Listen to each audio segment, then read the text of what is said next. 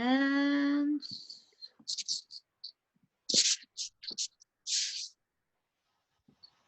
all right, we are live.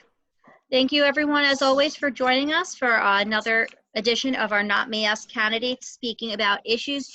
Today we are going to be discussing issues that face mom voters and voters with families across the state, because we don't want to just leave out anyone else who may have families. I know we've been reaching out to a lot of people who've never really heard of the Not Me, Us candidates, so we're going to go around today. We have 2 federal candidates and 1 freeholder candidate. So why don't you introduce yourself? And for our freeholder candidate, why don't you explain what freeholder does, because a lot of people actually don't know what a freeholder does. So Zina, if you'd like to start. Thanks, Nikki, and welcome everyone. Happy Mother's Day in advance. My name is Zina Spezakis. I'm a mom and an immigrant and an environmental activist, and I'm running for Congress in New Jersey's 9th congressional district. That's in northern New Jersey, and it encompasses large parts of Bergen County, Passaic County, and a tiny bit of Hudson County. I understand the issues that moms and families feel acutely. My parents were immigrants, so I saw them struggle. And I'm, as a single mother now, I'm trying to work through homeschooling, which I'm sure a lot of people out there on this call are feeling, and the challenges we've had with that. And it's going to be really interesting to see how and when this economy opens up without the support of childcare that schools provided to so many families. So I will leave it at that, and I will look forward to the discussion. All right, Jared, who's this is his first Not Me, Us town hall for the people who have watched some of these town halls previously. So welcome. How you doing? And if you want to go on and introduce yourself. My name's Jared Pietz. I'm running for mayor of Elizabeth, New Jersey. Dealing with a couple of things here as far as corruption, safety, trying to do everything that we can to keep the people safe. I actually got into politics probably within the last 2 years. I've worked for the city for roughly 8 to 9 years now. Doing a CCTV operator, which basically deals with all the cameras in the city. So I've seen all the ins and outs as far as what's going on with the city, our department, how we are operating on things. So I finally was able to speak up and say that somebody has to say something, and somebody has to be able to take the first step to help as many people as possible. So I've decided to take that first step this year, and I've loved it so far, and I'm happy I've done it. And of course, Larry. Good evening, everybody. Happy Mother's Day. And I hope all the moms really enjoy their weekend and their Sunday, and get everything they want for Mother's Day. Let me just say, first of all, that I'm Lawrence Hamm. I'm running for the United States Senate, and I am a candidate that will be part of the Not Me, Us team of candidates on the New Jersey primary ballot on Election Day, which for us is Tuesday, July the 7th. So I urge all the moms who are watching, and everybody else who's watching too, to vote for Not Me, Us candidates. The Not Me, Us candidates are those candidates who supported the presidential campaigns of Bernie Sanders and who still support his progressive platform for working people, poor people, in the middle class in this country. As a U.S. Senator, one of the issues I want to deal with will be the high cost of childcare. I have 3 children of my own. They're all grown. So the issue of childcare came up while they were little kids. And I'm telling you, I don't know how some moms do it. Pay the rent, pay the car note, the insurance, and pay. Some folks are paying $400 to $500 a week for childcare. We must do something to bring relief to moms. We need universal childcare in this country. No one should be spending 25% and more of their income, particularly if they're low income, spending that much money for childcare because they have to go to work. And this is an issue that our country hasn't quite caught up with yet. The fact that most moms today are not moms who are in the home working, we'll say, accurately, because they're in the home. That does not mean they're working there. They're doing uncompensated work, but they're working in the home. Most moms are going out to work, not during this COVID crisis, but during normal times. And it's just so much. So we must do something about the high cost of childcare, about the high cost of housing, what people have to pay, what moms have to pay for apartments, and unequal wages. I am a supporter, have been a supporter for years of equal rights for women, equal economic rights, as well as reproductive rights. So those are some of the issues that I think some moms are concerned about. And I want you to know that I'll be fighting for you on those issues. Awesome. So today I was speaking with a lot of moms who did want to come on and answer questions, but usually we have our Not Me Ask candidate calls at 7:30. So we are going to be posting this to YouTube because we do understand that some of you are putting your kids to sleep. Some of us are, a little bit removed from little kids, but we understand the challenges. So this will be live on YouTube, will be put on YouTube, but we will also be hosting one on Sunday afternoon in the next 2 to 3 weeks. So, more moms can be involved. And as long as you guys want to ask candidates questions, these candidates will be here for you, because I can promise you, this is the first time ever that I've seen candidates for federal office in New Jersey actually want to address the concerns moms have. And that's huge because, as Zina will tell you, a lot of the issues are not being addressed that we need addressed. So actually our first question comes from one of my friends. She's a school teacher in Bergen County, as well as her husband. So she, like I said, she has 2 twins, so she couldn't make it on for the call today. She is spending $30,000 a year on childcare. Huh. So she is also, I should explain, she is also a history teacher. So she, she's very, very civically minded, and she, she knows about universal childcare. But it does take time for universal childcare to get passed. What are some things that you can do besides, a push for universal childcare that could help someone the first year you're elected versus having to wait for childcare to, universal childcare to be passed? Well, since I spoke last, I'll yield to Zina. Okay. Yeah. Yes, it's, there are a lot of countries actually that do have universal childcare. The first one that jumps to my mind is France. And it works wonderfully there. Yeah, I read a statistic recently that in every single state in this country, families pay more for childcare, families with children, than they do on rent, which is remarkable to me. We eventually do want to pass something that resembles a universal child care system that takes care of children from pretty much from birth to when they enter school age. But other things that we can do in the meantime is advancing tax improvements.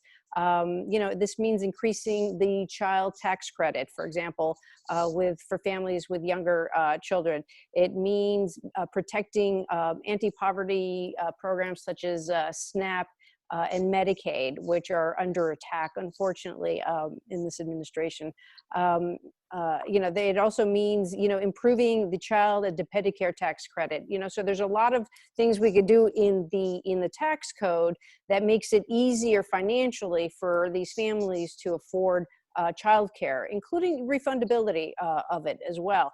Eventually, I do want to push for a universal childcare system, and I think we, in this country, are the richest country in the world. We are able to pay for it. We've spent $7 trillion on wars in the last 19 years. I think we can provide our children with quality, safe, and enriched childcare. So I would look at the tax code first. Jared?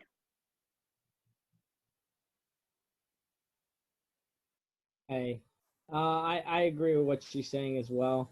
And I've had a lot of people come up to me talking as well, saying that they're spending 3 times the amount on childcare compared to their actual rent, and even some with their mortgage, which is just outrageous. A lot of people nowadays have at least 1 child. Some families have 2, 3, some 4. So we do have to come up with something to where we're able to help support these families.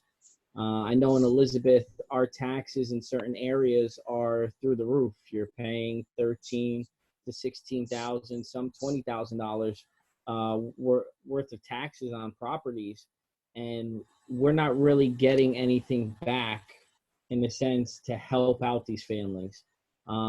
Even fixing up the cities themselves. A lot of schools in our city are actually closing. I know the Archdiocese is closing another 10 schools, one of them being a grammar school in Elizabeth. So Elizabeth has picked up as far as purchasing these schools and enlarging our Board of Education and bringing in more kids. But we're not accomplishing anything as far as helping the average working parent to be able to help with the younger children who aren't going to school.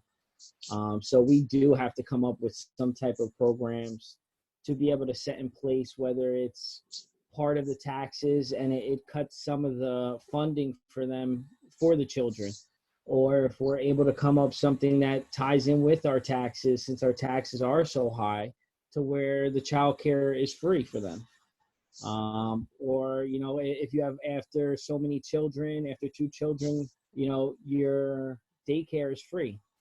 Something in that nature to be able to help support these families, because like we said, between rent, you're paying child care, then you have insurance for your vehicles, for this and that. By the time you look at it, we're lopsided on what our income winds up being. So we're actually really every month owing more than we're actually getting. So the average family or even average single person is still being affected in one way or another. So we do have to come up with some type of program or put something in place, whether it's coming from our taxes or we're getting grants from the state or the federal government, something out there to be able to help support our families and all of their families. I just want to agree with Jared and with Zina on the proposals that they made. One of the things I might add is that as a United States Senator, I will push to make pre-K universal. Now that will help somewhat if we have universal pre-K. I was 4 years old when I went to kindergarten, but most children today are like 5, some even turn 6 while they're in kindergarten. So if we can make pre-K universal, that will take care of a couple of those early years. And also, we know that preschool programs, that children that go to preschool programs end up doing better academically than those students that were not able to be involved in preschool programs.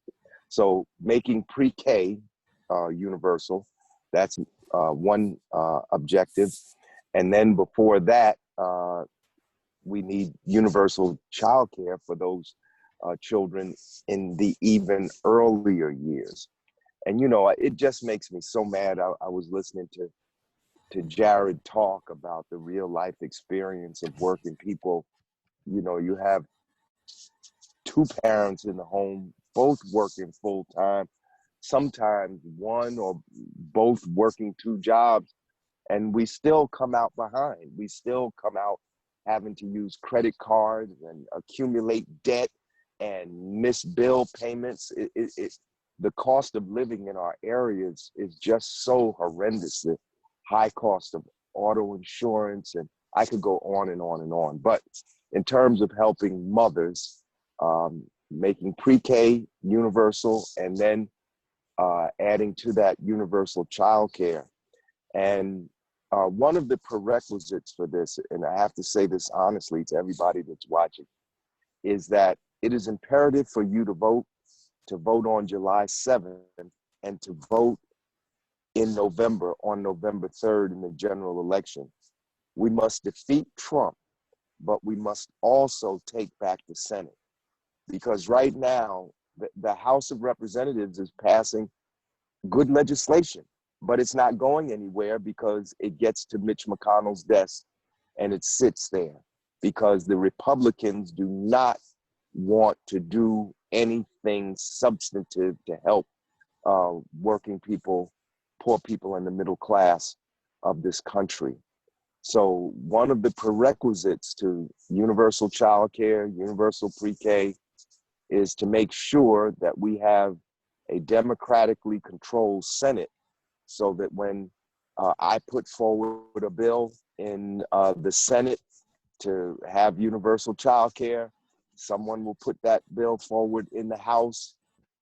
They'll be passed in both houses, and then the bills will be combined, and then they'll be passed again as law and go to the president's desk. So we have to take back the White House and take back the Senate in November. And keep the House. We have the House of Representatives. That's a prerequisite to getting these programs that Zina talked about and that Jared talked about and that I've talked about. So moms, you gotta vote. We need you to vote. So I'm glad you talked about universal preschool. An issue that many people deal with in the state of New Jersey when it comes to universal preschool, and I personally dealt with this. My children, all three, had IEPs, so they were able to attend preschool for free, but preschool is also very expensive.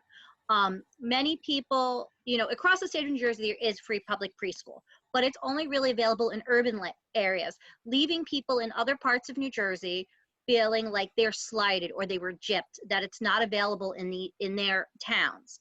What can you do, to address this? And I understand it's really a state issue, and there is federal money coming down. So what could you also suggest to moms and other family members who are interested in having this public preschool available in their towns? Who do you recommend they reach out to, that they can call and say, we need this for September? Because when you guys win your elections, you're still not voted in until January. So the first part of the question is, what would you do to address this? And two, while you're waiting to address this issue, what would you suggest to the moms, and who should they speak to really make this an issue in their town? So I'll take that one first. So that's a good question. I think a lot of that is works on the state level, but this is, even though I'm running for federal office, this is what I would do. There are quite a few these called childcare deserts, if you will, where not every town or area has equal access to quality childcare that includes good meals and outdoor activities and all that stuff.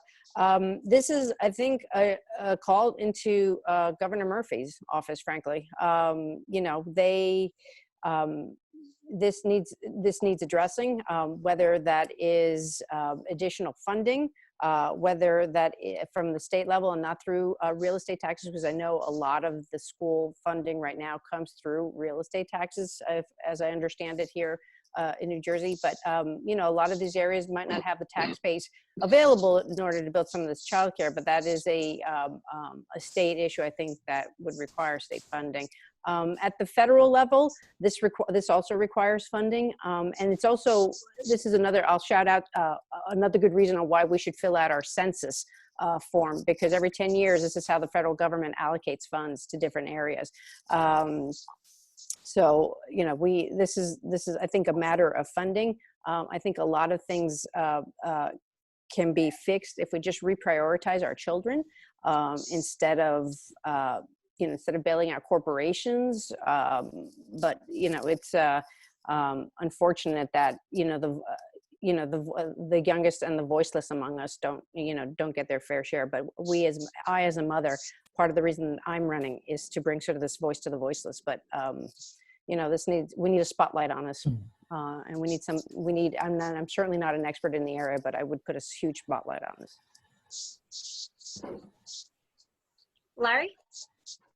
I'll yield to Jared, and then I'll speak. Oh, okay, no problem. Appreciate it, Larry. I agree with Zina as well. Like, I believe everybody should be contacting the governor, and we should be allocating some type of funding towards this. At least in Elizabeth, I feel that our government, as far as our council people, mayor, have not really had a relationship that they should with the governor and the higher ups to be able to communicate with things like this and come up with funding, come up with different groups and different ideas. And like Zina stated, it seems like they're just really bailing out these big corporations and trying to keep them alive. But nobody's really looking at the hardworking American, the hardworking person that deals with these situations on a daily basis. And that's who we really need to help out and, in a sense, bail out. We need to stop bailing out all of these huge corporations who, in the end, are still going on vacation, still owning jets, still doing all of these things, and then getting bailed out at the end. But the average working person is not getting bailed out, is in tens and thousands of dollars worth of debt, and worrying about each day of where their child's going to go or who's going to watch over their child. And that shouldn't be something we're worrying that much about. We should be getting help on a daily basis, just as these corporations are, and continuing to help out the working American people. I think that's been a big thing that we've lost and gotten sidetracked every time these businesses, or even the banks, when that happened. And when GM was about to go out of business, they were still flying jets all over the place. We're not helping anybody that lives here or that works here, who has a family here. We're helping all these corporations where their owners are all around the world and they have money hidden everywhere, but we're still bailing them out and going in debt for them and not for the American people or for their families. And honestly, when I'm elected, I will make sure that I will continue to have a good rapport with the governor and all of our elected officials to come up with ideas and funding to continue to put the people first. Well, I agree. And I want to say to the moms out there who need help right now, you should call upon your elected officials, particularly with regard to childcare and education issues. First, you start with your municipal government, your mayor, because some of these municipalities do have programs to help people. I know, just because I've worked with people who've had trouble with housing and so on and so forth, I know that some of them have some monies available. Most of the time, by the end of the fiscal year, they've used it all up. But so you start with the mayor's office, the mayor and the council. If you don't get help there, you call your state assembly people, and you can go online and find out. You just plug in your address in Google, say, who is my state assembly person, and it'll come up. You have 2 assembly people for each district and 1 state senator. So you can call their offices. You can also call the offices of your congressperson. So, you can make a whole list of people. You make a list with the mayor on it, your city council representative, your state assembly representatives, which are 3, 2 assembly people and a state senator, your congressperson, and then also don't forget county government, because county government also has programs to help moms who are having difficulty with housing and other issues. So you would call the county executive's office, and you can find that out. Google that, who's my county executive, and put your address, in, and you know what county, and the county executive is accountable to a board of freeholders. The board of freeholders is like the city council for the county. So you have 5 district freeholders and you have 4 at-large freeholders. And the at-large freeholders represent everybody. So you can call all 4 of them and you find out who your district freeholder is and call that person too. So there are a whole lot of elected officials you can call. And if you're lucky, because a lot of these programs are means tested, you have to be of a certain low income level to receive assistance. But, when you're in trouble, you throw out a life raft.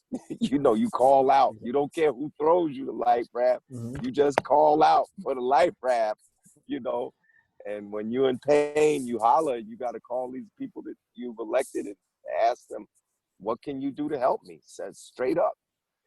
Don't be ashamed, because everybody is suffering. A lot of people, when they're having economic difficulties, they feel a certain degree of guilt and shame because this society makes us believe that these problems are somehow due to some faults in us and our personalities, or we're not working hard enough. My God, you work 2 jobs, and you're raising a family. You can't work harder than that. It's not your fault.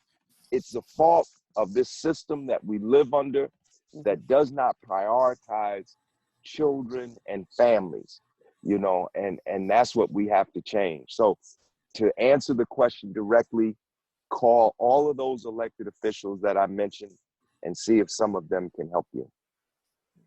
And Nikki, can I just add to that? I mean, yeah, I 1,000% agree with what Larry said. And I just want to point out, I saw my parents, they were very poor immigrants, struggled. They didn't, they had what Larry just mentioned, the sort of thing like it's my fault that I'm not doing well. That is complete BS. I can tell you the multi-billion-dollar corporations do not hesitate to contact their elected officials when they need a bailout. So it's time. And they get it. And they get it. Right Thank away. you. So it's time we start organizing, because we put them, the power rests in our hands, and let's not forget that. Now, I'm glad you mentioned that, Larry. You were talking about, there are services available based on income. I was a single mother for a short period of time between my relationships with my ex and my husband. And I was a single mother, and I was one of those women who did go and try to apply for actually a daycare subsidy. And I was actually turned away because I made just a little too much money. Are all of you in support of changing those requirements so more women in the short term can be included in these special services and help to figure out where, how, and when we can start funding these programs while we wait for universal daycare and universal pre-K to start? So yes, I'll start. Sorry, Larry. I'll start with this one. I don't think there should be a means tested here. I mean, let's face it. The single mother who is making however hundreds of thousands of dollars is not going to be applying to these programs. To have any sort of means testing on these programs, to me, is ridiculous, frankly. And it doesn't. And what means testing doesn't account for, at least at the federal level, is the cost of living differences between a rural Midwestern town and an urban town that's like 2 miles from New York City, right? So that sort of stuff needs to go away. I mean, any support programs that have means testing as far as either income levels, drug tests, or are you applying to get enough jobs? All that stuff needs to go away. These are just little I think there are obstacles put there by folks who don't want to help working families, so they can show, and I'm going to get a little cynical here, so they can show their Republican donors that they're trying to, help people help themselves, which is complete. I'm not going to curse on this call though. So. There should be no means testing. I definitely agree 100%. As we've seen, I mean, and we've talked about as far as income, a single mother, let's just say on the average makes anywhere from maybe $30,000 to $40,000. Now you average in their rent, things for the child, insurance, doctors. And like I said before, 90% of the time people are lopsided. They're still owing at the end, regardless of what it is.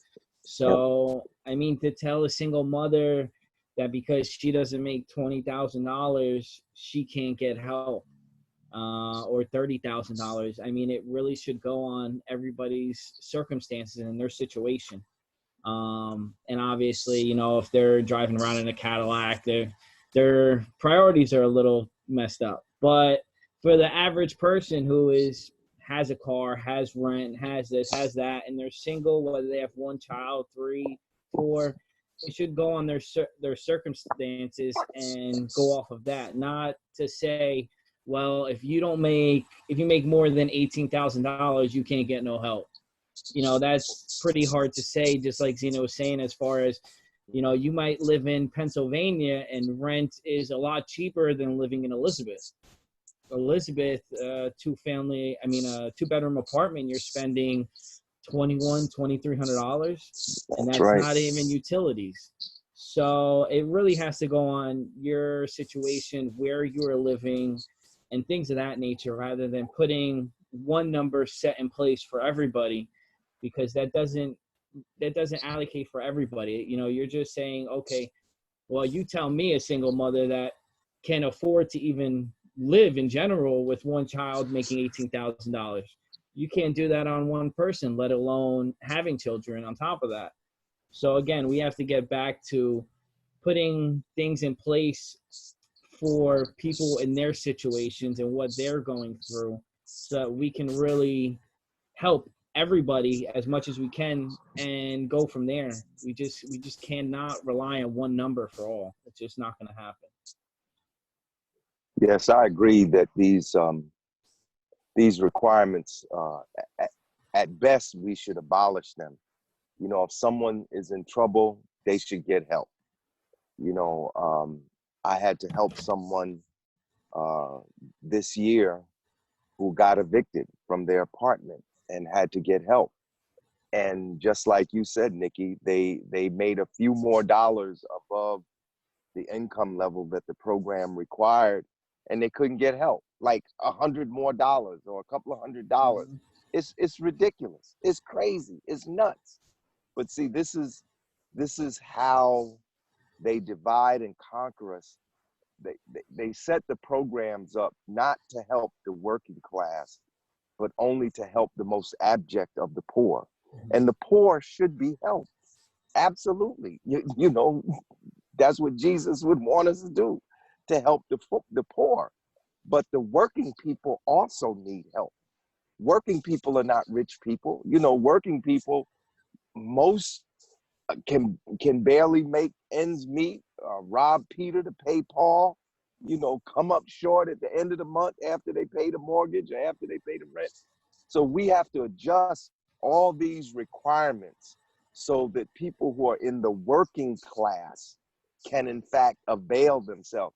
It got so ridiculous that the person I was helping, she lost her apartment because she wasn't making enough money to pay the ridiculously high rent, to pay our car note, or insurance. She was paying childcare like almost $500 a week.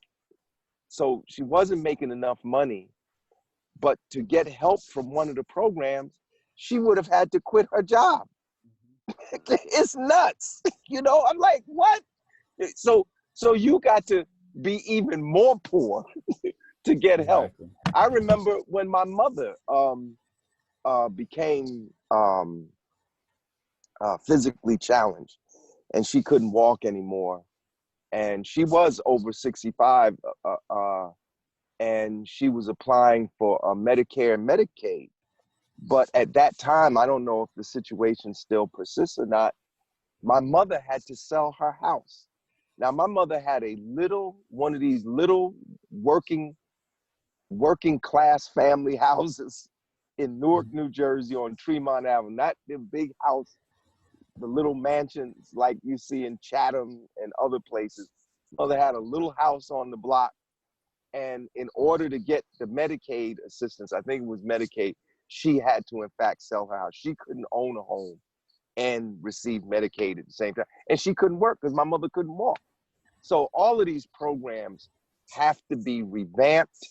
Either the requirements have to be abolished or just significantly recalibrated so that all working people and all poor people can get the benefits of whatever programs are out there to help people. Definitely. Nikki, you mind if I just say one more thing? Okay. No, I just wanted to give an example. When I was younger, I'm a child of two. I have an older brother, and my mom worked 2 jobs, and she went for the same situation as far as trying to get help with daycare or just help for assistance in general, and she was denied. I think back then she made probably roughly $40,000 with 2 kids and completely turned away. And the only other thing, like we've been talking about, is going to credit cards, and she piled them up, but it was able to help us live a normal life, to put food on the table and et cetera. And now she's trying to work with different programs to try to get them finished and paid off, but she's almost 65 years old and still working on that from 30 years ago. So like we were been explaining this whole time, you wind up going in debt for your whole life over just being able to try to live, not even going out to buy, like we spoke, a mansion or, a limousine or whatever the case may be, but just to live an average life, to have food on the table and pay your rent, you have to sell your soul till you're about 70 or 80 years old. And it's just ridiculous on how much money you wind up spending in interest, and in the long run, it's just insane. So we definitely have to go through this and try to figure out another way to really help the working class and be there for them. And another dimension of this, I'm sorry, Zine, let me get this in real quick. Another dimension of this is young women who want to be moms, but the economic situation is such, when they look at what the situation is and what's on the horizon economically, we see young women pushing childbearing further and further ahead in life. A lot of young women now are not having children in their 20s. First of all, if they go to graduate school, they're going to be 25 when they get out of graduate school. And they might be 25 getting out of undergraduate school too. And then you come out with $100,000 in loans. Oh my God. You can't set up a family. You can't even leave mom and dad, to get your own apartment, because you end up paying. And I'm speaking from my daughters. I have 3 daughters, from their experience. You make a certain amount of money a month, and you have to give half of that to the bank for your student loan. You can't even get an apartment. You can't even get a car. So it's going to be more difficult unless we end student debt, abolish this debt that all these young people have. Just like we bailed out all those corporations, we can bail out America's young people, so that they can start their life with a clean slate and be able to get married when they're supposed to, when they're still young. I'm sorry, Zina. Go ahead. Oh, no, I mean, I agree. I mean, it's, I know a lot. I just turned 50, so I'm past the years of childbearing at this point. But no, I have a lot of friends, a lot of our volunteers and our staff, they're in their mid-20s. They're paying off huge amounts of debt. And the thing that really kills me, so I have like a bit of a finance background here. The thing that really kills me is that the interest rates on whether it's a credit card loan or whether it's a student loan are orders of magnitude higher than the loans that are given to these multi-billion-dollar corporations. And oh, by the way, if the interest rate is a measure of risk, I would argue to you that these multi-billion-dollar corporations are taking much bigger risks than the kid who went to graduate school to become a molecular biologist to work on the COVID vaccine, frankly. So the whole system is completely backwards. But we're getting into finance at this point, but these are topics I think, I, as a mother, I'm concerned about, my kids are going to be going to college. Where do they want? I don't want to tell them they can't go to a place, right? Right. Right. Or any child shouldn't have that.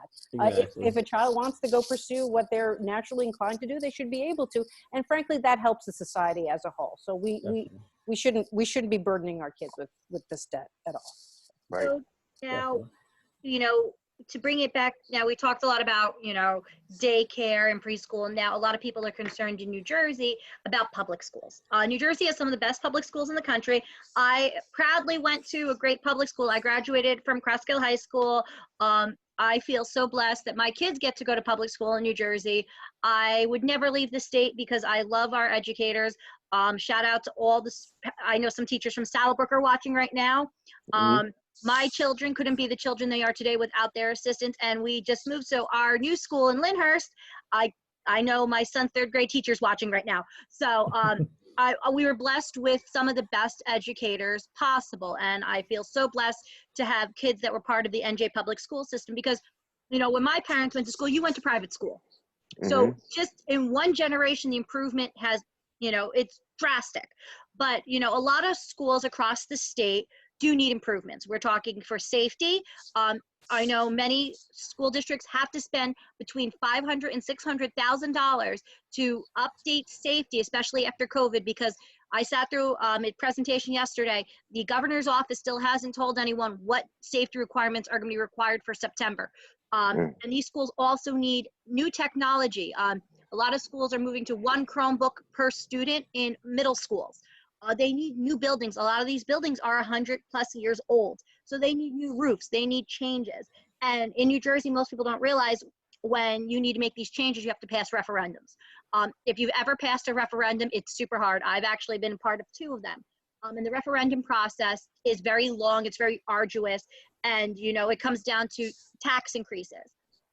So a question came in that would you support easing the restrictions and easing the referendum process so schools in New Jersey can upgrade their safety, their technology, and their grounds, and also for the federal candidates, are you willing to help direct more money to New Jersey public schools so the referendum costs do not end up on the taxpayers? So I'll take that first one. Yes, I think anything that eases the wheels of democracy, I'm going to be for, and easing a referendum process. I would be 100% for that. In fact, I would call for it.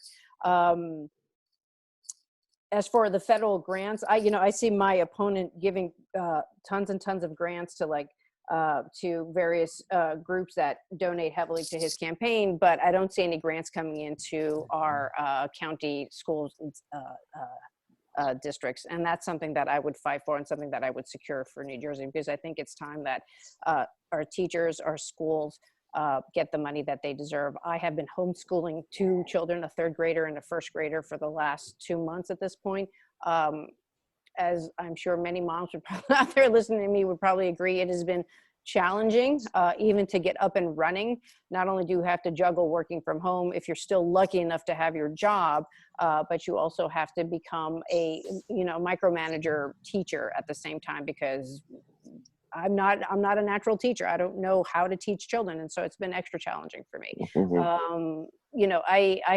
I've spoken to teachers, some of them involved in labor contract negotiations. And one of them, this is anecdotal evidence. I haven't seen the numbers myself, but one teacher told me, he said to me, in the last 10 years, we haven't really seen a real wage increase for our teachers. And I said, what do you mean? He's like, well, our healthcare costs have been taking up a larger and larger part of the contract negotiations. And so I'm like, that just screams a Medicare for all system for me. I'm like, why wouldn't any union, teachers union, whatever, want to get rid of the having to deal with negotiating compensation away to pay for healthcare costs, which, by the way, are increasing at about 5 to 6% a year. That is data. Yale just did a recent study on Medicare for all, and I know I'm getting a little bit off topic, but it does affect teachers' contracts and teachers' compensation.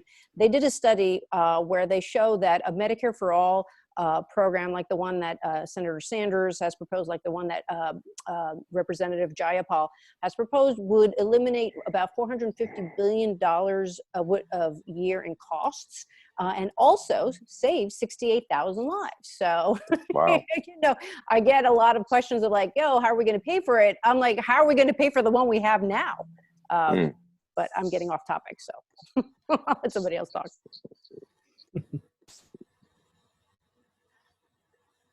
Jared?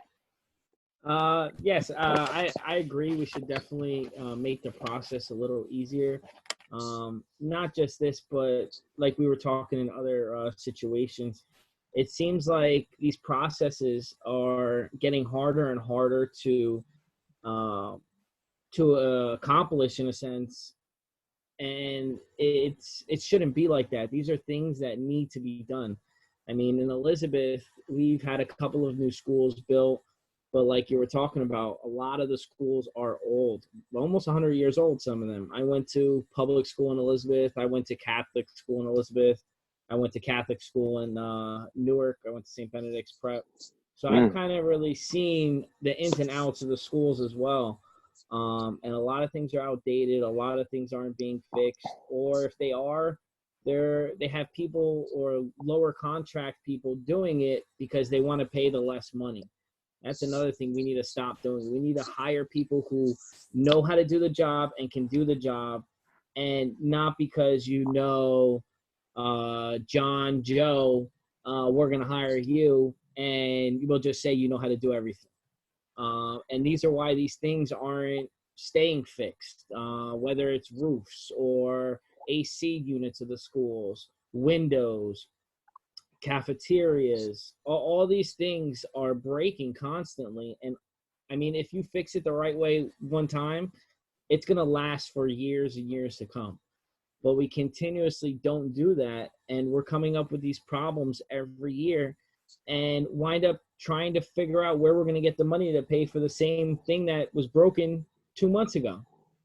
So we really need to make this process easier so that our kids are able to have a safe place to go, a good environment.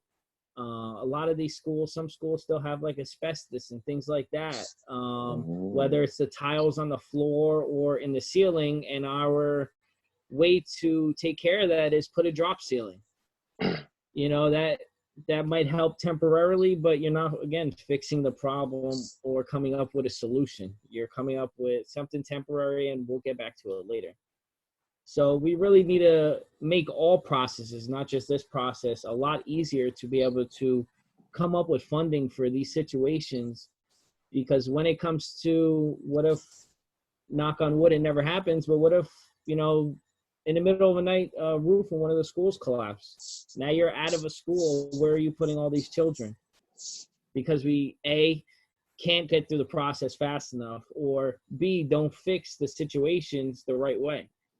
And we shouldn't be cutting corners anywhere. And people that are fixing the solutions and coming up with these ideas should be able to say, hey, I have a degree in this. I know how to do this. This is how it's going to go. This is how it's going to be. And then we wouldn't have to continuously come up with ways of trying to come up with funding for the same thing over and over and over. So I think, again, making the process a lot easier would not only benefit our children, not only benefit the schools, but the teachers. Also, just like to say happy Teachers Appreciation Week to all the teachers out there. I know in Roselle Park, they were doing a nice parade the last couple of days, and the teachers are doing a great job right now. I personally don't have no kids. I have a dog. He's my son for right now.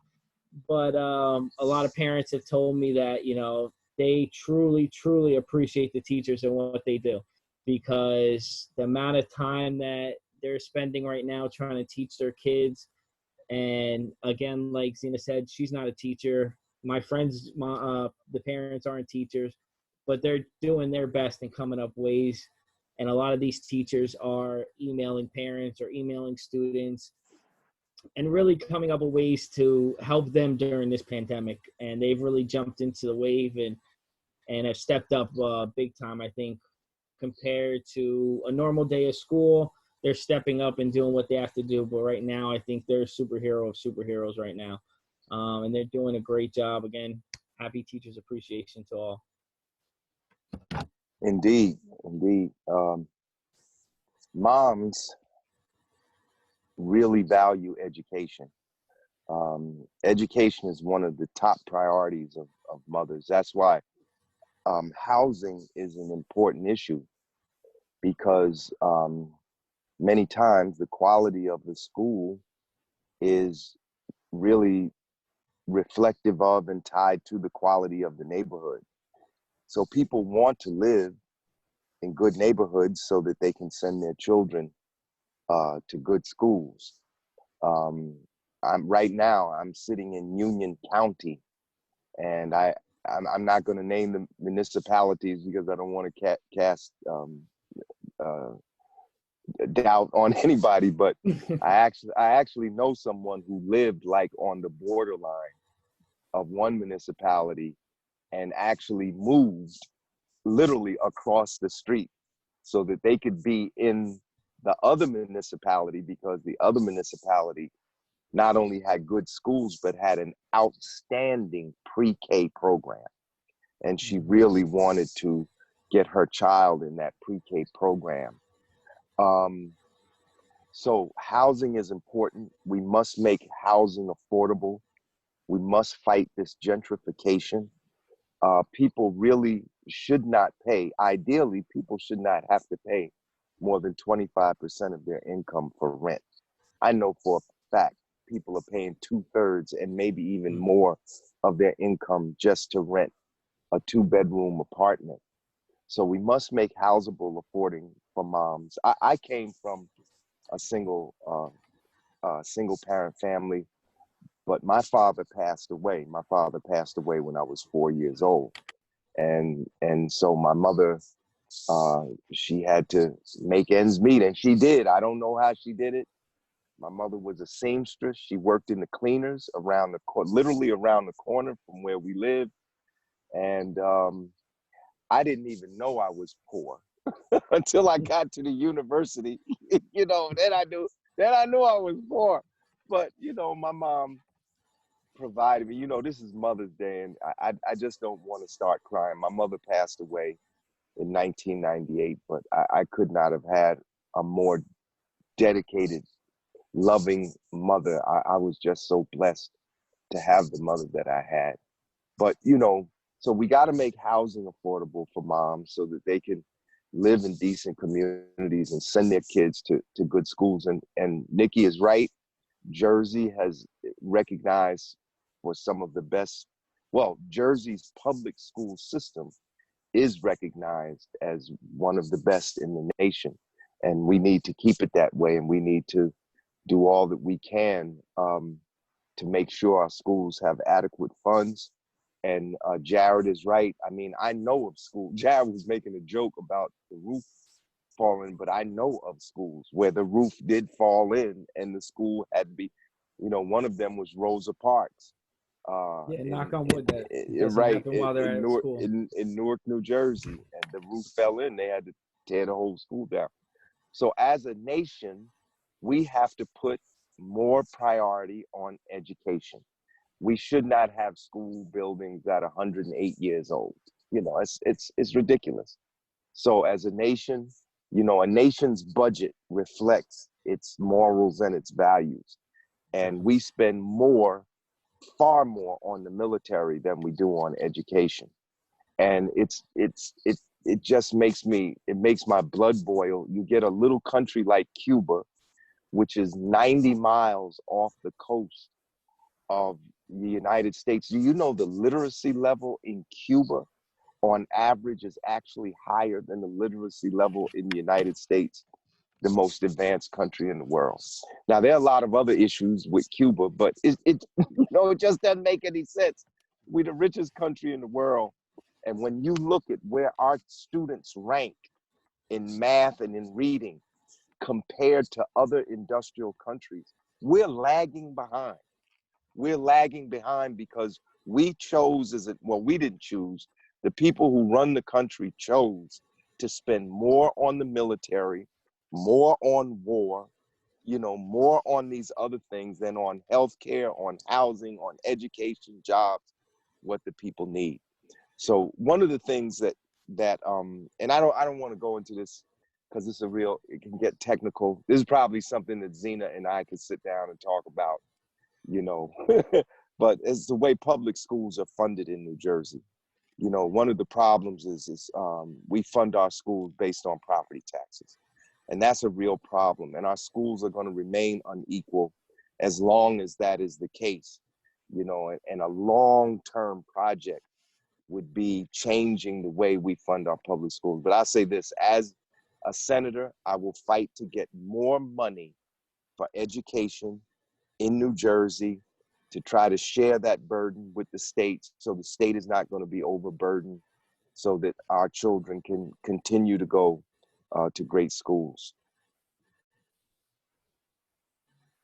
So we have time for one more question. And Zina, this one's going to be mostly directed towards you, but everyone, of course, I welcome you to answer.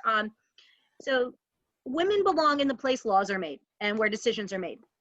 And most women who are probably watching today don't realize they already have their foot in politics. Most of them are PTO presidents. They are on the boards of their Cub Scouts, their Girl Scouts. They are on town committees, and they don't even realize they've already got their foot in the door in politics. They're part of the way there. So these women now, we've brought the knowledge, hey, now they can run for county freeholder. You can run for county committee. You can run for, state assembly. You can run for state, Senate. You can run for your congressional seat. There's so many great places for women to run. But a lot of them, such as myself, are afraid to run because what do we do about our families? What do we do, what do we do about them? Because not everyone has the support system that others do. And we want to make sure the playing field is even for all women who want to run for any office, be it town all the way up to president. How would you support working families in getting into politics? Okay, that's a great question. I'm going to take my eyeglasses off for this one. Straight in the camera. For those of you who don't know me, I am a single mother by choice. Both my parents have passed away. My support system prior to COVID was a great army of babysitters. My support system right now is my younger sister. I got into politics because I didn't want to be a grandmother and have my grandchildren ask me, Grandma, when there was still time to save the climate, what did you do? I wanted to have a good answer for them. I was not going to run for office. And frankly, if my opponent was doing a halfway decent job, I wouldn't be running for office, but he's not. If you wait to be asked, or if you wait your turn, it will never come. It will never come. So if you are at all politically inclined, I urge you to get involved, because the only way that real change happens, and it's not just going to be one election, it's going to be a series of elections. The only way real change happens is if you start using your voices and you start using your votes, and we organize people to get to the polls, and we register voters, and we get the word out. Because quite frankly, here in New Jersey, we have had a lot of incumbents who have become complacent because they haven't had any challenges. Well, I think that their days are numbered, because we've got too many critical challenges that we have to deal with in this 21st century. And I know the mothers who are watching here probably share my concern about college education, about gun safety in schools, about healthcare, frankly, about the environment that we're going to be leaving to our grandchildren. I urge you to run. And if anybody wants to talk to me about running for office, I am happy to talk to them. Contact me through our website, through our Facebook page, whatever. I will support anybody who wants to run. I will champion them. And if I'm lucky enough to get elected into Congress, I will use that microphone to raise your voices. You know what, Zina, one of my favorite stories in the short time I've known you, and I'm very proud to say I get to vote for Zina in June. Like, I'm sorry, July. Is, you know, what you said, he goes, you know, would anyone say anything if I brought my kids down to the floor at the DNC? I think that to me says that, you know, you want to bring everyone into this process. And I am so proud to have you know that you're going to hope, not that you're going to, hopefully you will be representing me come 2021. And I'm so glad that you get, you know, I get to vote for you. And, you know, I think, like you said, if anyone has any questions, Zina is fantastic. And I think reach out to Zina. I mean, it's important that women have a voice and they are where the laws are being made that are concerning them. Yeah, So yeah, Jared, exactly. now you're running for county committee, so you can kind of talk Right. about that, because that's a great place for a lot of women to start. Oh, definitely. I just want to start off, like my mother's a single mother. She raised me and my brother. And from what I've seen on what she has overcome and what she has done by just working one job and taking care of two kids and being lopsided in bills, but still overcoming it and still pushing forward and still able to do everything possible to keep me and my brother safe and keep food on our table. In my personal opinion, I think women are the strongest overall, in my opinion, just off of how I was raised, how I've seen. And to speak to any woman who wants to run, like Zina was saying, you can have a support like she has her little sister. You can have your best friend as your support. But I recommend anybody to run. Women especially, I think women have a lot of views on things that can be brought to the table. I think in some circumstances, guys don't see everything. I think by having a female in the mix as well, they're able to give another view on certain subjects and certain situations. But running for council or city council at large, or starting off in those small positions is a great way to get your name out there, get out there. I mean, I'm not a female, but I've been working with the Roselle Park Fire Department, and we come into mutual aid all the time into Elizabeth. I've lived here for 29 years. I help out organizations. I work for the city. So by just getting into whatever city or group that you're trying to go into and just kind of getting the feel of it, putting your name out there little by little. And like Zina said, don't be scared. And don't think that by waiting for your time that it's going to just jump out to you.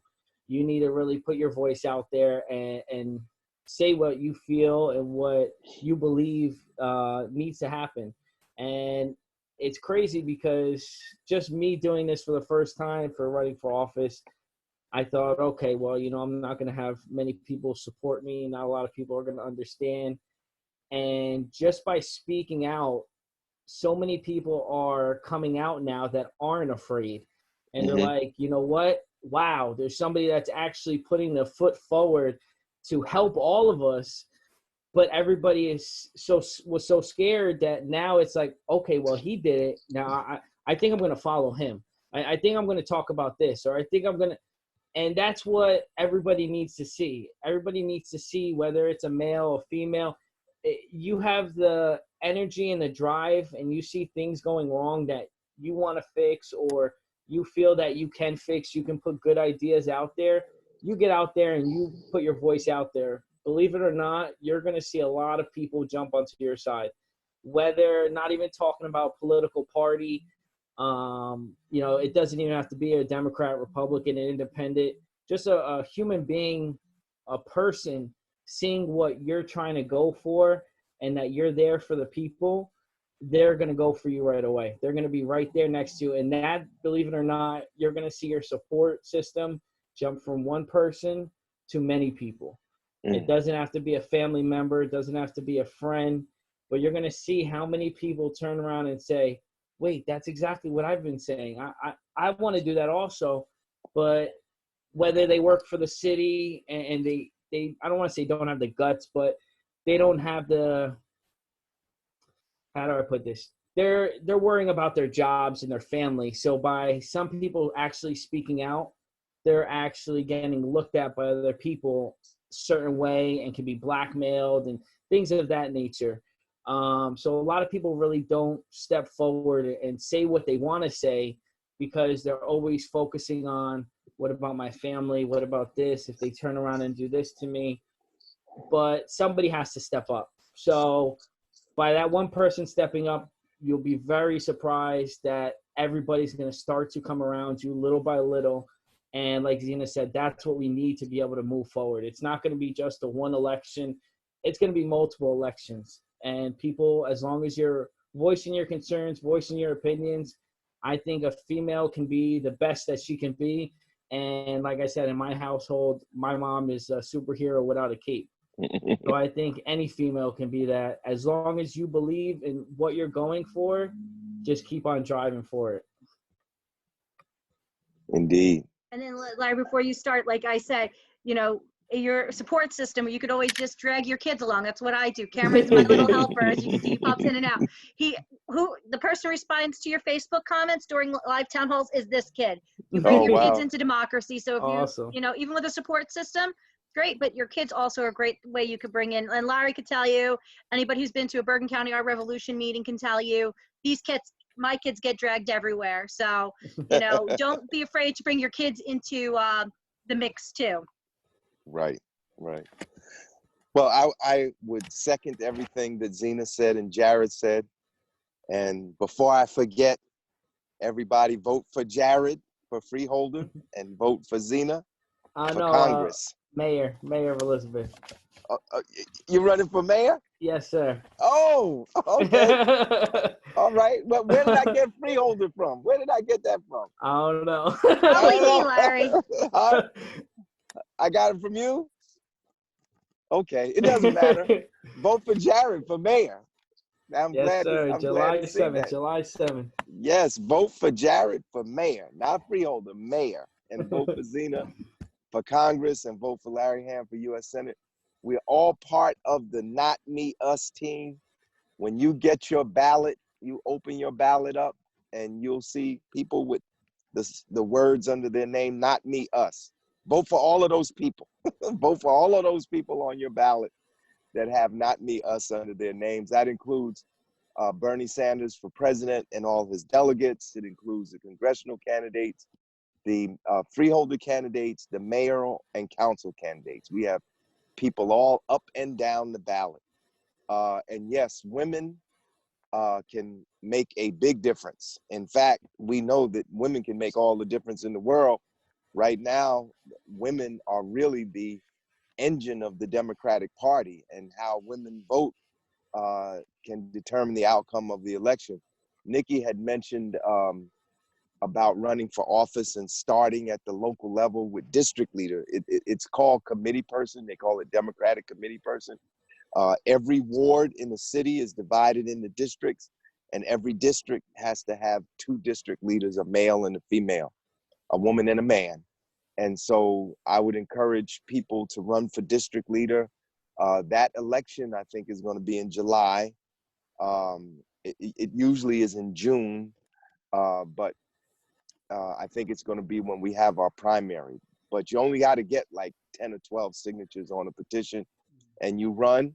And most of the time, if you just pass out a leaflet, say, I'm running for district leader, you're going to win the election, because people don't really pay that much attention to the district leader. So you start there and you get involved in the party and work your way up, become a ward chairperson, and then maybe one day municipal chairperson, and then you run for office, you run for city council, you run for mayor, as many women are doing. And I even believe that the presumptive nominee for the Democratic Party, Joe Biden, has committed to having a woman vice president. So that will certainly line a woman up to be president of the United States in our lifetime. And I'm sure that will be a source of inspiration for many girls, young girls around the country, that they too can be president of the United States. I have 3 daughters, and I'm telling you, I never wanted my daughter's horizons or ambitions to be limited in any way. And other fathers who have daughters know what I'm talking about. Your daughter should be able to do anything any other child does, regardless of gender. And I have 3 lovely daughters. They've grown up. One is a nurse, one is a television reporter, and one works in state government. So I'm proud of my daughters. But we need you to win this election. We need all the moms. Check your registration. You have until June the 16th to register to vote. Remember, if you moved, if you didn't vote in the last presidential election, if you got married and changed your name, you need to check your registration to make sure your registration is valid. So when you go to the voting booth, well, a lot of you will go on Tuesday, May 12th, because that's when the school board elections and some municipal elections are being held. But when Jared and Zina and I are running, now, Jared, do you run July 7th or Yes, May sir. 12th? July 7th. So we're all July 7th. Column A. That's right. So we want you to come out in record numbers. Women, come out in record numbers and vote for the Not Me, Us team. Zina, Jared, Larry Hamm, and all the other down ballot candidates. Everyone knows when you are voting, either in column A or column B, this is across the whole state of New Jersey. No matter where you are, just look in column A, column B, just look for the slogan, Not Me, Us. You will be voting for the most progressive, family-centric candidates in the state of New Jersey. And also to reiterate what Larry was saying about voting, starting with your county committee. Many people don't even realize that the county committee position for their town and their district, their little ward, their little district may not even be filled. So all you have to do, if for July 7th, it is too late to petition, you could start in a write-in campaign. When you have the ballot, you can literally write in your name. And if enough people write in your name, you will win your seat. In most places, it's 3 or 4 votes. Bergen County, 10 to 15. And you will have that seat if you are interested, because every person who has a family in northern New Jersey, southern New Jersey, central New Jersey, all over the state deserve to have a voice. And I thank you as always to all the Not Me, Us candidates. If you each want to, give a closing remark with your website and all your information. Zina? Yes, thanks, Nikki. Our website is at Zina for Congress, ZinaForCongress.com. If any of the ladies out there listening want to contact me about questions about running for any office, state, federal, whatever, please reach out to me. I always want to support other women taking the first steps into politics, as I did. Our campaign is very simple. It's a grassroots campaign. The reason I got into this race is because of the climate crisis, which is an issue that looms large over a lot of mothers I know and a lot of grandmothers. I am running against a Democrat, but just be aware that even if you're voting for a Democrat, that doesn't mean they're going to be upholding the values that you want. And unfortunately, a lot of them don't. So I decided to get into the race. So please, come out and vote. If you're in New Jersey's 9th Congressional District, reach out to our campaign if you want to volunteer. We are doing campaign caravans every weekend until the election. So you're probably going to see us around town until then. And I thank you this evening for listening in, and happy Mother's Day. Hi. Zina, I might steal that caravan idea. That's a great idea, especially with this pandemic going on. But again, I got into politics and running for mayor after our mayor has been mayor almost as long as I've been alive. I'm 29 years old, and he's been in for 27. And things have just not changed at all. Our city is not safe. The corruption continues to go higher and higher. Programs have been canceled for our youth in their school, which is my third thing that I'm working on bringing back. Our infrastructure is falling apart with all these condos that are being put up. And I'm really trying to show that I'm here for the people. I will stay here for the people, and I will not ignore the people. I do have there's another candidate running for Democrat, so there are 3 of us. So he's been in the Board of Education before and things of that nature. But I believe that I'm the best candidate to show I am here for the people, and I do want to make the city safe and continue to keep families and everyone in our city. My Facebook, I don't have a website, but my Facebook is Jared Pietz, Pietz, for Mayor, Elizabeth, New Jersey, 2020. And my email is jaredformayor@yahoo.com. If you guys have any concerns or questions, I've been answering a lot lately. I'd love to hear them. I give an update every day about what's going on with COVID-19, what's going on with the city, things of that nature. So I would love to have a conversation with anybody. Happy early Mother's Day to all. Happy Teachers Appreciation. Happy Nurses Week to all the nurses.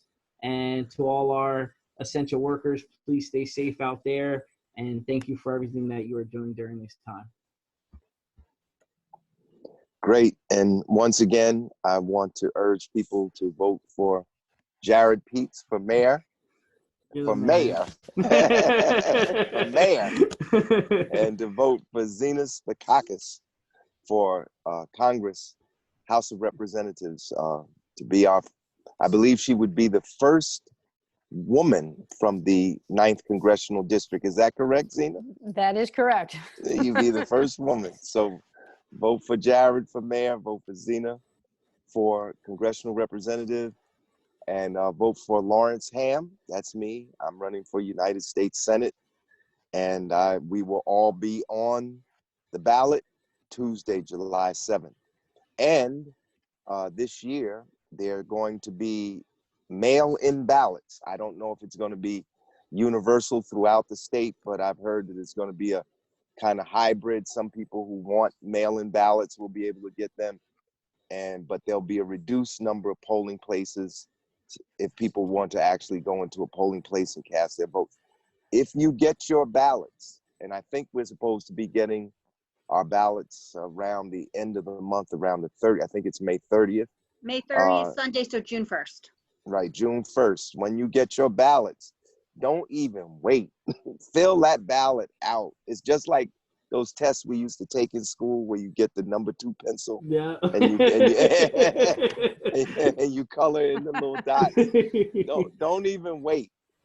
Fill the ballot out, send it in. And because you know the mail is moving a little bit slower during this COVID crisis. So you don't want to wait till 2 days before, the day before July 7th to send your ballot in. When you get your ballot, fill it out. Just vote for all the not me, us candidates. Those are the most progressive candidates.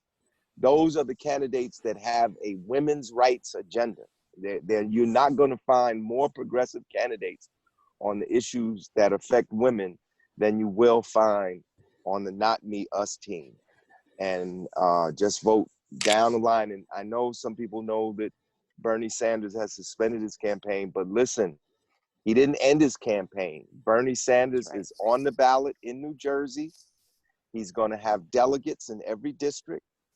When you vote for Bernie Sanders, you will, even though Bernie is not going to have, is not going to get the nomination, he's going to get delegates, and he's going to take those delegates to the national convention.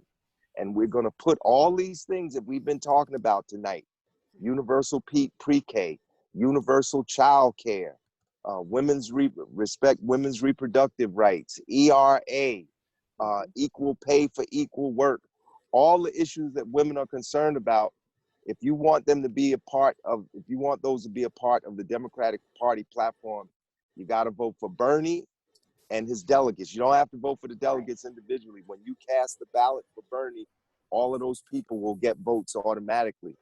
And we want Bernie to have 1,200 delegates when he gets to the national convention. That's 25% of the total number of delegates.